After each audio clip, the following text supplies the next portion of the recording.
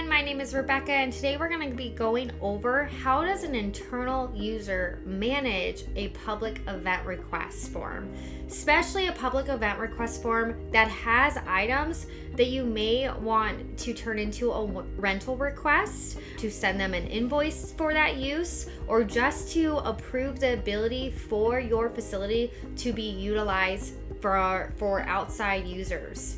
So I'm going to go through that right now with ya. And as you can see, I'm on my dashboard here. I want to bring your focus to the open event request grid. This is where, when you are an editor of a form, this is where those requests, once they are submitted, will fall for you to review. As you can see, I can open up this arrow here. It's going to give me details of this specific Pickleball Fun Day event that I got. It will tell me when it was submitted, who submitted it, the information tied to it. So if there's spaces, resources, services, things like that will all apply here. I can then go inside the event, further look at those details, further look at the items being requested, the services, the space. You can make changes if you need to further make changes. Maybe some things are available on the public request, like the pickleball court, but maybe you need to add some internal things as well to the event. So you can manage all that like you would manage internally an event. The next part of that is the billing and invoicing side. So when creating an invoice, you will have this tab, billing, to generate that invoice.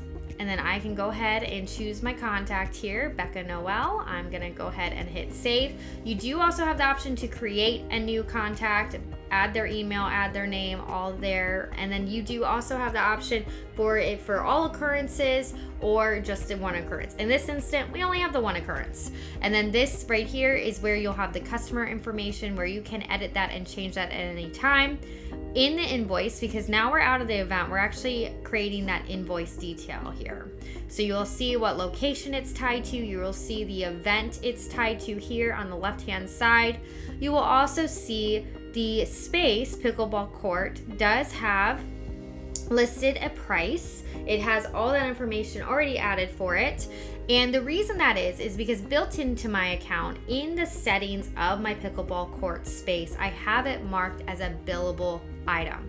You do not have to always bill for your items that are marked billable, but if you want to, and it's a need to just be able to generate an invoice like you saw me do and have that item tied to it, this is how that is available to you in use. You can also add items. So if you need to add, for instance, a setup fee, you can add that. You can put the quantity, you can put how much that's gonna cost, and you can go ahead and hit save. Before I hit save, I did want to go over the tax. You can create your taxes within billing and invoicing, and then that is going to be then there for you to apply if that is a requirement. You can add that tax there. You can also add a discount. This is like my favorite button because you can discount an amount or discount by a percentage.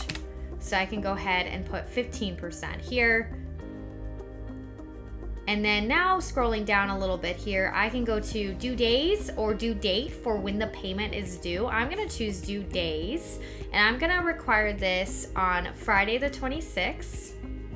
I'm gonna require a deposit, and you can do a percentage or a fixed amount. I'm gonna do a fixed amount of $20. I'm gonna just follow the same rule I did prior where I did the due date. I'm gonna do a due date again. And then this, I'm actually gonna make that on Monday for my deposit due date. And then the next thing I'm gonna do, I'm gonna send that proposal. And then I can add a little note here. I can CC if I need to CC someone on here. And then this is the summary that the contact and the requester of this is going to get. I'm gonna go ahead and send that over. I'm gonna get proposal sent. It's gonna then change the status like it does for events, but for the invoice as proposed. If you need to further manage your invoices, and if you have, again, the ability to manage your invoicing, if you have billing and invoicing per your account tier, this is where those can be managed. Going into the invoicing tab here, I can easily navigate to my proposed. I'm gonna click on propose set on, and I'm just gonna double click this. That just reorganizes them, and I can see the one I just sent here, invoice 59. I can hit details, and that brings what we just saw here, where I can make any of those changes. I can then send the invoice as well. So once the propose is accepted, it will say proposal accepted, and then I can send out that invoice.